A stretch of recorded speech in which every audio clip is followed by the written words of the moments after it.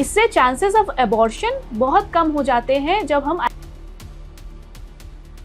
ये 3 ऐसे टेस्ट हैं जिससे हम जेनेटिकली नॉर्मल एम्ब्रियो को सेलेक्ट कर सकते हैं।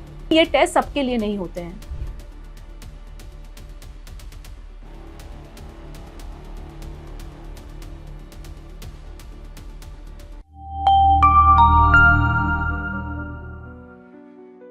जेनेटिक टेस्टिंग क्या होता है? आईवीएफ में हम जेनेटिक टेस्टिंग कैसे करते हैं, क्यों करते हैं और किन कपल्स में इसकी ज़रूरत पड़ती है? चलिए आज इस टॉपिक को डिस्कस करते हैं। नमस्कार, मैं हूं doctor Rashmi Agarwal, senior fertility consultant in Gurgaon. चलिए स्टार्ट करते हैं। जेनेटिक टेस्टिंग, इसको हम आईवीएफ में बोलते हैं प्री इम्प्लांटेशन जेनेटिक टेस्टिंग, यानी इम्प्लांट होने के पहले ही हमने टेस्ट कर लिया। जो आपके एम्ब्रियो बने हैं आईवीएफ में, उनको इम्प्लांट करने के पहले ही हमने एम्ब्रियो में से कुछ सेल्स निकाली और उनको हमने टेस्ट कर लिया। तो ये जो जेनेटिक टेस्ट होते हैं ये किन प्रकार के होते हैं? ये 3 प्रकार के होते हैं, पीजीटी-ए, पीजीटी-एम और पीजीटी-एसआर। एक एक करके हम इसको डिस्कस करते हैं। पीजीटी-ए होता है pre implantation genetic testing for aneuploidy, यानी इसमें क्रोमोसोम्स की टेस्टिंग होती है। क्रोमोसोम्स की टेस्टिंग क्यों होती है? ये जानने के लिए कि कौन से भ्रूण आपके जेनेटिकली नॉर्मल है, कौन से जेनेटिकली एबनॉर्मल है। देखिए, कुछ कंडीशंस ऐसी होती हैं जिनमें चांसेस ज़्यादा हो जाती हैं एन्यूप्लॉइडी की, यानी एबनॉर्मल क्रोमोसोम्स की। अगर किसी महिला की पहले कोई हिस्ट्री है बार बार एबॉर्शन होने की, या उसकी उम्र 35 से ऊपर है या 35 है, या फैमिली में कोई हिस्ट्री है एबनॉर्मल बच्चे की, किसी को डाउन सिंड्रोम है या कोई और तरह की जेनेटिक प्रॉब्लम है, तो आप इस टेस्ट को ऑप्ट कर सकते हैं अपने आईवीएफ के साथ। ये जो टेस्ट है इसमें क्रोमोसोम्स टेस्ट होते हैं और हर एम्ब्रियो का सेपरेट रिपोर्ट आता है। जो भी एम्ब्रियो आपका नॉर्मल आएगा उस एम्ब्रियो को हम यूट्रस के अंदर डालेंगे। इससे चांसेस ऑफ एबॉर्शन बहुत कम हो जाते हैं जब हम आईवीएफ में एम्ब्रियो ट्रांसफर करते हैं। अगर आप जेनेटिकली टेस्टेड सिंगल एम्ब्रियो भी डलवाते हैं तब भी आप ये मान के चलिए कि आपके रिजल्ट अच्छे आएंगे। हम ये टेस्ट उन्हीं कपल्स को एडवाइस करते हैं जिनमें ये इंडिकेटेड है। सेकेंड होता है पीजीटी-एम, यानी pre implantation genetic testing for monogenetic disorders.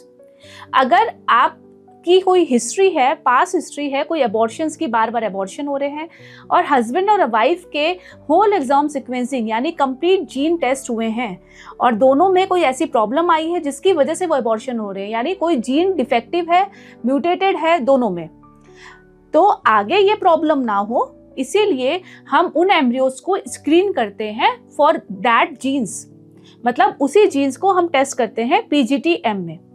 ये डिफरेंट होता है पीजीटी-ए से क्योंकि ये ज़्यादा कॉस्टली होता है। इसमें हम वर्कअप भी करते हैं, प्री पीजीटी-एम वर्कअप कपल का। आप दोनों के ब्लड टेस्ट होते हैं, हो सकता है आपके फैमिली में रिलेटिव्स के भी ब्लड टेस्ट हों। ये वर्कअप के बाद ही प्रोब्स बनाए जाते हैं जेनेटिक लैब में और आपका पीजीटी-एम होता है।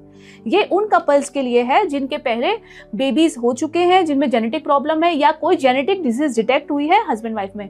अगर सिकल सेल डिजीज है या थैलेसीमिया है, नोन है आपको, तब भी आपको ये टेस्ट कराना पड़ता है। ये एक इंडिकेशन भी है आईवीएफ कराने का। थर्ड टाइप ऑफ पीजीटी है पीजीटी-एसआर। पीजीटी मतलब pre implantation genetic testing for structural rearrangement.